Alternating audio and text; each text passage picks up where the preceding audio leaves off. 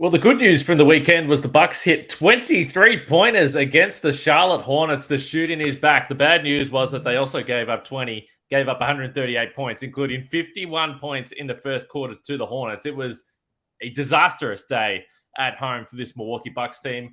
And they just don't seem like they've got all that motivation right now to get out of this funk during the regular season. So we're going to discuss that idea of where the motivation lies for this team and ask the question, are they simply bored? You are Locked On Bucks, your daily Milwaukee Bucks podcast, part of the Locked On Podcast Network, your team every day. Welcome to Locked On Bucks. My name's Kane Pittman. You can see and hear me on the show Monday to Friday, and also find my work over at ESPN and from the Bucks Radio Network. In-game analyst Justin Garcia is back with us to get the week started here. And I say he's the in-game analyst, and that means that he was in the building for this game against the Charlotte Hornets that I don't think we need to go into too much detail, but I am going to pick your brain, Justin, about just what exactly you saw from that team and potentially what you heard in the post-game. Before we move on, we know the Bucks head into New York. They got the Knicks again. Last time they played at Madison Square Garden, it was Grayson Allen that hit a three to win the game for the Bucks. So we'll talk about that and the general idea that the Bucks just look like a team that doesn't have all that much motivation to play regular season basketball right now. We thank you for making Locked On Bucks your first watch or first listen of every single weekday. Occasionally on weekends, that Charlotte game was not post-game podcast worthy, so we let that one slide a little bit. But thanks to everyone for subscribing. We've ticked over 5K subscribers on YouTube, which was a nice little goal that we had going there. So we're excited about that. And we appreciate you jumping in with us and giving us all the feedback to hopefully make this a pretty good show. Justin, 51 points in the first quarter against Charlotte. What are you thinking at that point in time when you're in the building? It was just kind of like shell shock of what is happening right now, because like it was weird where it felt like it was a much shorter spurt than it actually was, because we were kind of talking about it in the broadcast. And when you go back and you look at the actual play-by-play, you see like, oh, no, it was pretty much the entire quarter. But the Bucks started the game in front. It was, I think, 6-3. But that was only a minute into the game, and it felt like it was a little longer than that. And from that point forward, they were just destroyed in the quarter. So I think there's a couple of things. It was another game where we saw quick fouls on Brook Lopez. And this was it kind of felt like a throwback to the conversation that I know we had a lot on this show the last 2 years ago, I would say specifically, where there was a lot of the, I don't know, you play Brook Lopez off the floor, and can you afford to keep him on the floor against some of these teams? Because of the pace that the Hornets played at, they were kind of putting him in some mismatches, and the foul trouble didn't help either. So then the other problem was they started to get hot, and we saw a couple of times in the game with Brook Lopez off the floor, either because of the pace of the game or the foul trouble. Terry Rozier specifically, when the Hornets would run some screens at the top of the floor, Giannis had to really come out and challenge him on it, because you were terrified that Terry Rozier was going to knock down a three. And that just left everything wide open for the Hornets under the basket. They also, I mean, they did really well points in the paint, which is another disturbing trend that we've seen. The Bucks have not played well there. But I think the biggest thing is what we have talked about in the broadcast. I know you've talked about it. Frank has talked about it. The most alarming thing we continue to see from this team is their turnover rate. And obviously not having guys like Drew on the floor can change that when that was the case. That wasn't the case against the Hornets. But it really did seem like in that first quarter specifically, the Hornets were just gambling on every pass. And you wonder how much of that is the film study of Steve Clifford, like, hey, this team is sloppy and loose with the ball, and some of their entry passes aren't great. So you can kind of sense where they're going. And we saw quite a few of those plays where it was just an ill-timed pass, and the Hornets, before you know it, are on a fast break. So it looked like they were gambling quite a bit in the first half, and it paid off because turnovers were a big problem for the Hornets, or for the Bucks once again. But the two most notable stats to me were what the Hornets did, how efficient they were off of turnovers. It seemed like they scored on every single possession, and offensive rebounds. And for a while, when you looked at those numbers, it was almost like 2 points for every turnover and 2 points for every offensive rebound, which is not the norm. It came down a little bit when the game ended, but for a while there, it was like 15 turnovers, 32 points. You're like, wow, how is this happening? And that was the interesting thing at the end of the first quarter. So the 51 points from the Hornets is clearly disturbing stuff. And they were 7 for 14 from 3 in the first quarter. And you're like, okay, yeah, they're pretty hot. But the Bucks was 7 for 12. Yeah. I mean, that was the only reason that wasn't even more disastrous, was the fact that the Bucks were knocking down threes. If they were shooting the ball as terribly as they had been in previous weeks, they might have been down by 40 points at the end of the first quarter. I mean, that's how bad this could have been. You pointed to some of the numbers. So the total in the paint, 54-22 to Charlotte. Second chance points, 24-11. Yeah, funnily enough, they only had 10 fast break points, even though you spoke about the pace they kind of played at. It felt like that number should have been higher. But the points off turnovers, 35-1. I don't know if there's been a discrepancy like that in an NBA game this year, but it would be hard to achieve. Like that is almost impossible, the efficiency that they were scoring at.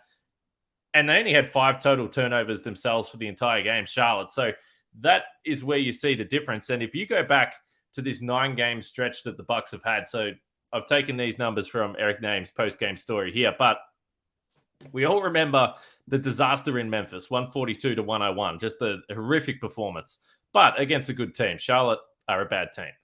The Bucks have lost 4 games by 20 or more points since that game.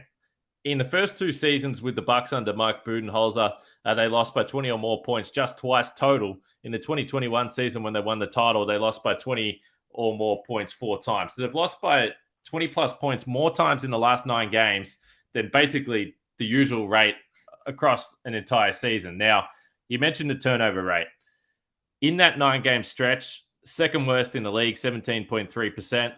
And if you go to the offensive rating, and we know that they've struggled, dead last, 105.8. Yeah. Just an absolutely abysmal stretch of basketball from this team. And we know some of it's been on the road.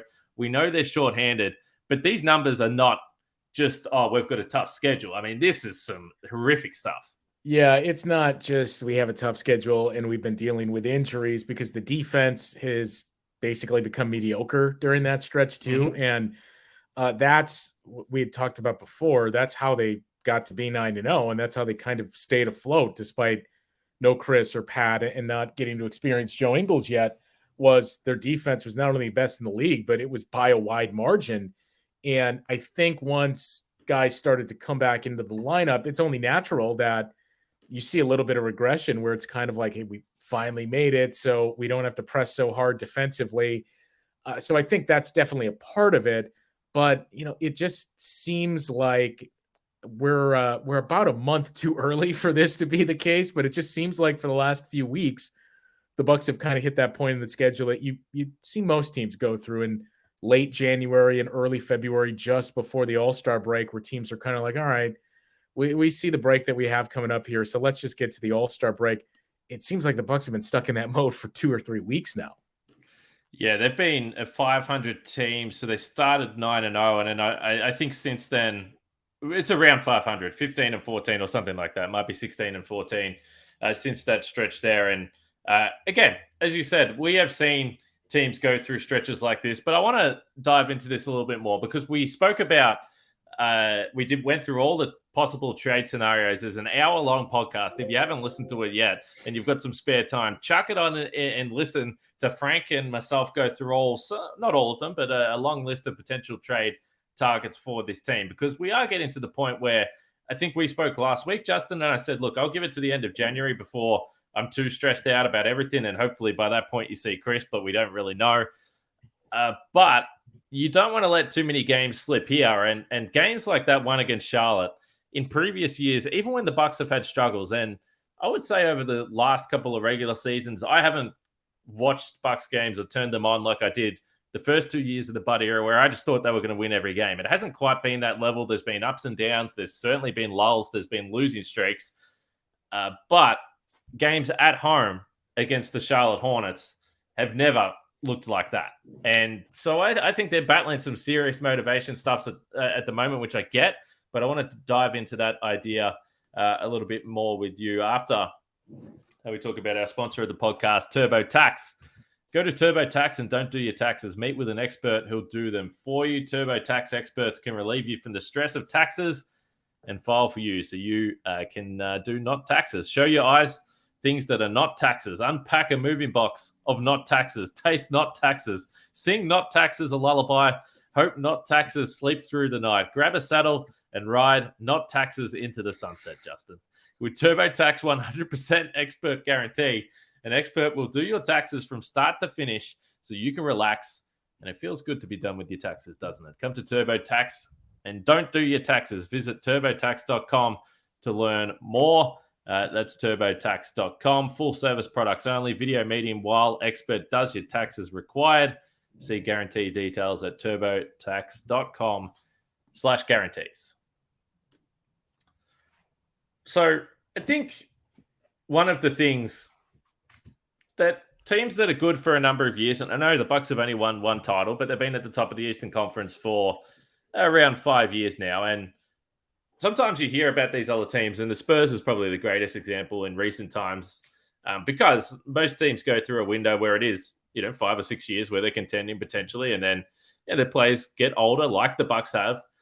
But you hear a lot of these teams talk about, well, you got to bring in new guys that are motivated, that perhaps can bring a little bit of exuberance to a team that, for the most part, knows that they've got nothing to prove during the regular season. And I was thinking about it the other day. Like, the Bucks can't, yes, like seeding for the postseason is important, but there's really nothing that they can do in this regular season to prove anything to anyone.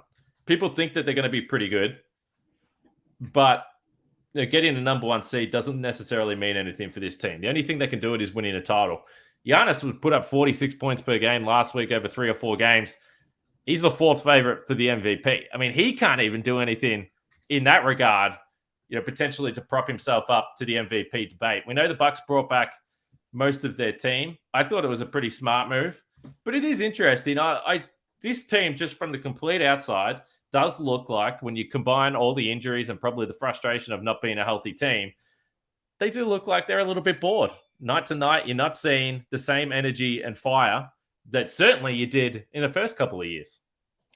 Yeah, and it was just kind of a perfect storm in the title year, too, where you had a mixture of guys that kind of fit the bill that you described, where PJ Tucker, I think, gets most of the mention with that. But, I mean, Bobby Portis was certainly in that category. This entire team was in that category as well, as they had something to prove after losing in 6 to the Raptors with a 2-0 lead and then the whole bubble experience. So it's just natural that once you move past that and you win a championship, you can't find – I mean, players have talked about that in the past of once you win a title, it's not that you're not trying to win a title anymore, but the hunger to win that first championship, it's not there anymore. And I think that's part of what they're going through as well, is we know how much they prioritize health and their cautious approach to the regular season, where it's just, hey, let's make sure we're set for the playoffs. And I think that's a big part of it. It's a team, not that it's all of it, because again, I think we've all tried to say for the last couple of weeks, doesn't look great right now. And Chris Middleton's absence is a big part of it. It doesn't solve everything. That once Chris returns, the Bucks aren't all of a sudden going to become a top 10 offense and just hit the ground running. So it's not going to fix everything. But it has ripple effects on a lot of things. With Bobby Portis is starting to come around now and has played really well.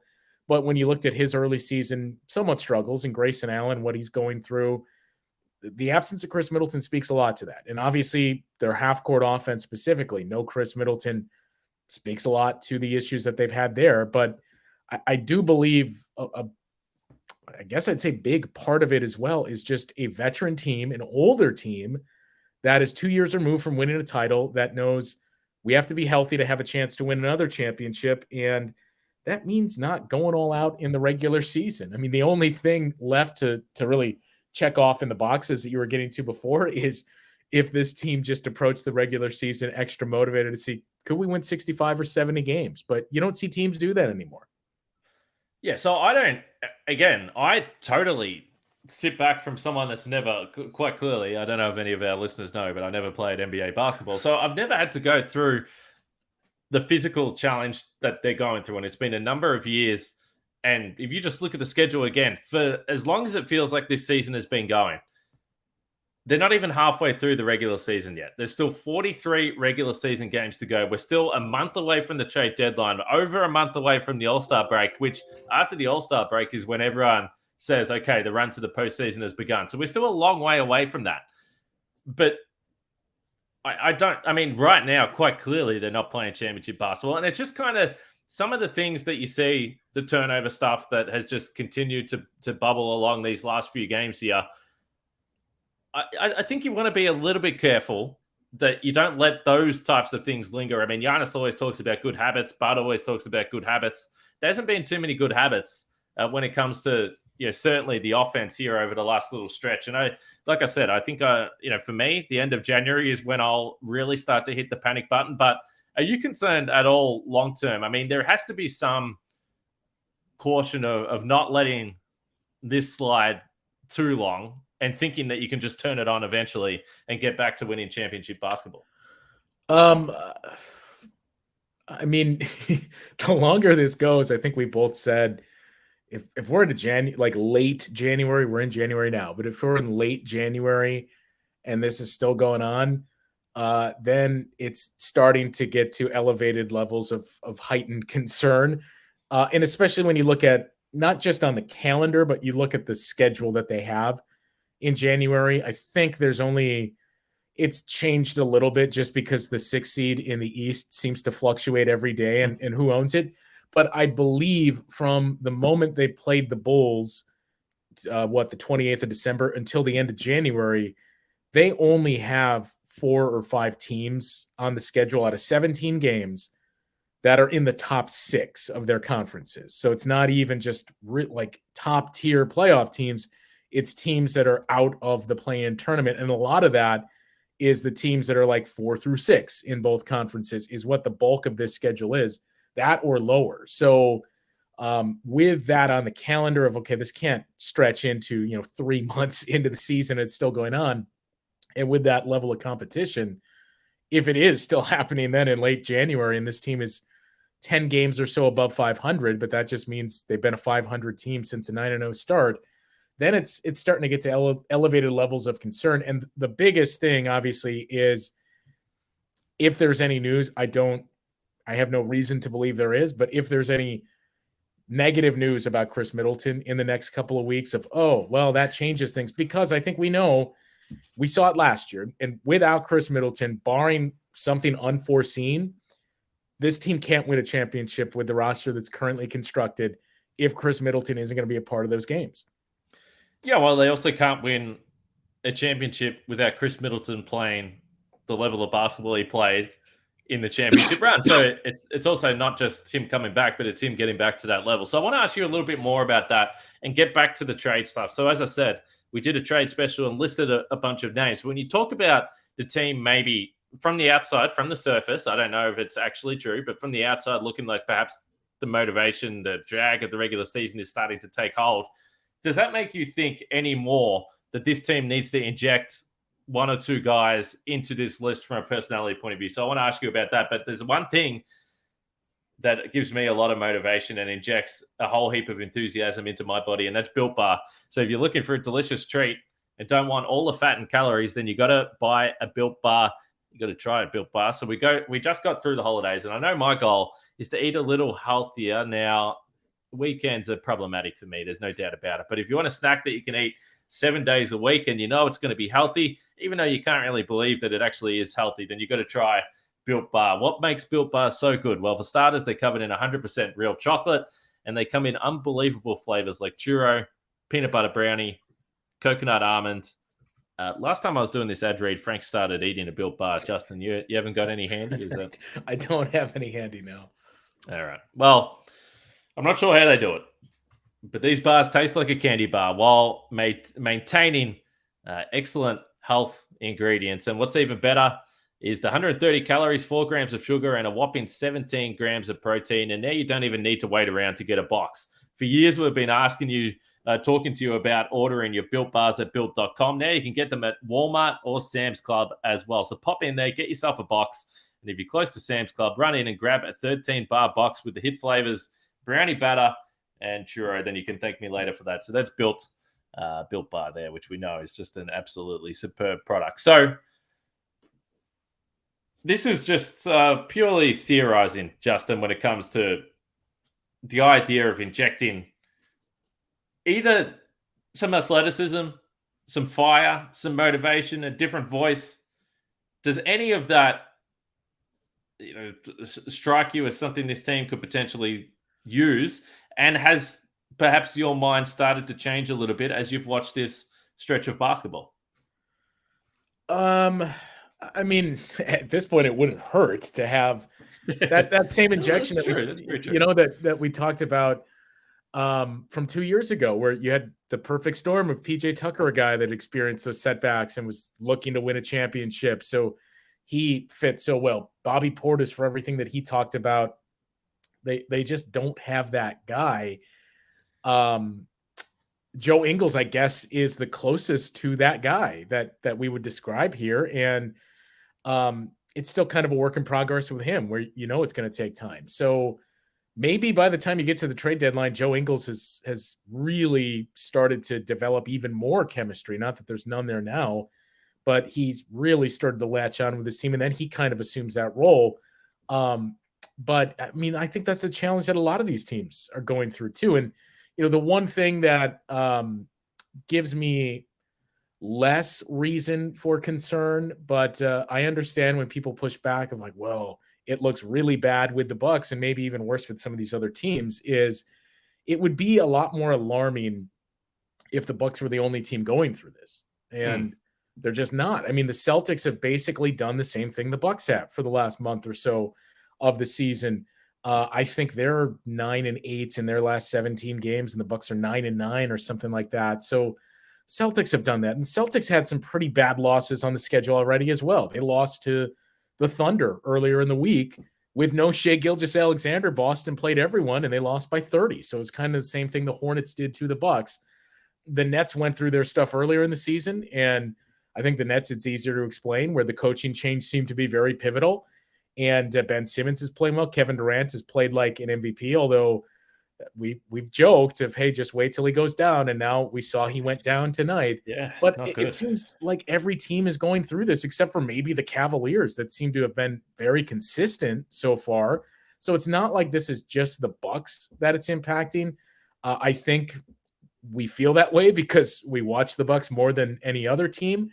So that's why it stands out. But if the Bucks were the only team, or if they were the only team that was experiencing not just like this up and down play, but some really bad losses, then you'd have a little more concern. But the fact that this has really been league wide with both conferences, with teams at the top of the conference, I have less concern. Not that you should ignore things, but I have less concern just because we're seeing this basically everywhere. It's been universal. No, it's actually a pretty good point you make. Someone asked me about this or that when they were talking about that Thunder Boston game that, we had a laugh about. We joked on this podcast, the Thunder put 150 on Boston just last week on the road as well. And the 3-point shot is a big part of it. But I think there is more focus on the fact that the regular season is a long, it drags on. It's a long marathon. And sometimes these teams have these nights. It's just been more alarming for the Bucks because we've seen more of it than we have been used to. So Chris Middleton, you mentioned a few times, the Bucks and the Knicks tomorrow at Madison Square Garden. No surprise, Chris Middleton is out. So is Serge Ibaka for personal reasons there, but everyone else seems like they're good to go as far as the latest injury report anyway that we got here tonight. So Chris Middleton, we did the trade special. A number of people asked and said, why didn't you talk about trading Chris Middleton? So we didn't talk about trading Chris Middleton, but I can't speak for Frank, but I've certainly spoke about it in solo podcasts. I just think the chances of trading that man is just very, very slim. Because if you're the Bucks and you think, well, you should consider trading Chris Middleton if you really think that he hasn't got some health stuff going on. If you want to get into the conspiracy about the contract stuff, fine. But if he is really broken to the point that you think that he can't, who wants him at that point in time when he's probably going to do the same thing and hit free agency at the end of the year anyway? So I actually don't know how much value is there anyway. And I think that my guess would be that the Bucks, for a number of reasons, not just this, but I think that they would believe that their best chance to win a title is with Chris Middleton and riding that out to the end, which, to be honest, that seems like the the very logical and smart play. Yeah, I at the risk of sounding like a Chris Homer, I think we're pretty aligned where I'm a Chris Homer, and that's fine to say as well. yeah, I mean, well, I'll just say this. I can't believe we are having this, not you and I, but just in general, I can't believe that it's a conversation once again of Chris Middleton's value after everything that the value he demonstrated 2 years ago. But look, when you bring up names of, well, you could trade Chris for this player and guys that have equal injury histories and even more, and you bring up guys that aren't two-way players, that's where the conversation just kind of ends. That I think Chris is just the perfect fit for this team. It's a lot of like what the conversations the Warriors would have with their personnel in the past. For as much as, you know, we think about the Splash Brothers shooting, they fit so well off each other with Klay Thompson's ability to defend multiple positions and Draymond to do that as well. The whole group, it was just heliocentric how they fit. And that's kind of like Giannis and Chris and what we've seen with Drew as well. When they're all healthy together, this threesome just fits so well together, and throw Brooke Lopez in the mix too. So you're not going to win any trade that you include Chris Middleton in, because if you want to go down, and I know you guys already got into some of the trade targets, but you go down the rabbit hole of contracts, the guys that are making the same amount of money as Chris Middleton, and I get that's a big reason why people have their issues with him, but those guys, it's the same conversation we're having with Chris. Those are teams that are not trading that player, number one, because he's the best player on their team. And if you do, well, let's do a package. Anytime you do a 2-for-1 type, you've lost the trade, especially when it involves a player like Chris Middleton and an all-star, an all-NBA caliber player. When he's healthy, you're losing that trade when you're doing package deals and piecing together stuff to make the salaries work. So for all those reasons, those are the technical reasons, the fact that he fits the team so well, the fact that there's the chemistry with he and Giannis, they're not going to trade him. So really your best option is let's get him healthy, because we saw how much we missed him in the playoffs last year, and we see how much we're missing him now. Again, it's not the only reason why this team is struggling, but it's a big reason why this team hasn't looked good for a couple of weeks, offensively or defensively. It's because they have their second best player off the floor essentially all season.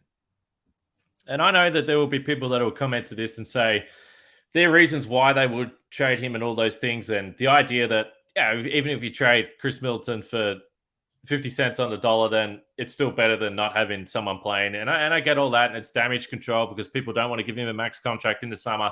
I've always said this. I'm totally fascinated with what's going to happen in this offseason for the Bucks. There's going to be change, and there is going to be talking points. There's going to be fans that are annoyed either way with whatever happens. It's going to be the most interesting offseason this team has had for a number of years. But I still think you focus on winning the title this year. Bud straight up said the other day, he was asked by Eric Name, is this going to turn into something where he's going to need surgery? Bud said no straight away. He ruled that out. Conditioning's been a word that's been spoken about a lot. And I understand if there's people that are frustrated if he wasn't in the best conditioning coming back. The way I look at it, I don't care about Chris Middleton in December. I don't care about him in November. I don't even care about him tomorrow night in January. But if you tell me that you can get him back to this team and he only has to play 40 games of the season instead of 90 games, but he's going to be healthy, he's going to be in good shape, sign me up for that. Because whatever happens in the offseason happens. But I think if everyone is together and healthy, and maybe you make another nice addition at the trade deadline, see what you can do. I still think this is a team that could win a title this year, and you have to go for that. And you don't sacrifice anything because you think that in the offseason you're going to spend more than you want to, or there's going to be some contract stuff. Unless there was something disastrous, you ride with Chris Middleton, you try and win the title this year. I think it's that simple. And we'll see. It's a complete mystery. Brooke Lopez was a mystery last year, and we just sit back here and wait and hope to see or hear something and see him back on the floor. But I'm still holding on to that Chris Middleton stock and potentially going on a playoff run. Yeah, I mean, it's something drastic has to happen for me to sell any of the Chris Middleton stock that I have. And it's just, I understand that I've said it quite a few times. I mean, hope is not a strategy, but in this case, I get it. I totally get it. I agree with you. I understand why people are starting to come up with these different plans of attack. Like, it makes sense to me. I'm just not on board. Yeah. And look, I mean, I get it, but it's really your best option is hope, and to hope that Chris Middleton comes back and is the guy that we saw.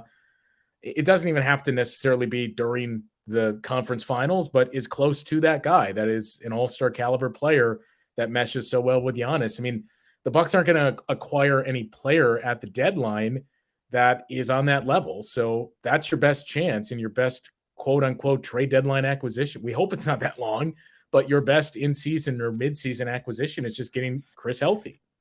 February 9 is the trade deadline. We're going to continue. I don't know how many podcasts we're going to do over the next month talking about potential trades, and then rumor season is about to start getting fired up. So there's going to be endless stuff to talk about. I can't wait to do it. Make sure you subscribe to Locked On Bucks wherever you get your podcasts or on the YouTube app or YouTube site, I should say. As I said, we're over 5K subscribers there. And jump in the comments and let us know, because I'm sure there will be some exuberant thoughts and feelings about some of the stuff we've discussed this year, as perhaps the tension just starts to rise a little bit among Bucks fans. Bucks and Knicks tomorrow. We'll have a post-game show after that.